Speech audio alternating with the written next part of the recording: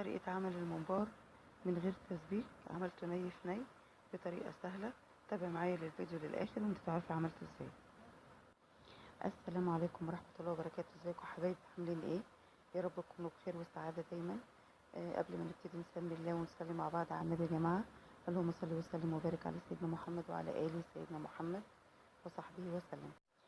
دلوقتي كده انا معايا الممبار كيلو كده تقريبا، تمام، مغسول ومتنضف كويس جدا، ومعايا رز منقوع ومغسول، ومعايا بصل مفروم، ومعايا طماطم او قوطه مقطعه صغيره، ومعايا خضره مغسوله ومتقطعه برضو بالشكل اللي انتوا شايفينه ده، تمام، ومعايا فلفل رومي يجي 4 وحدات كده ومفرومين.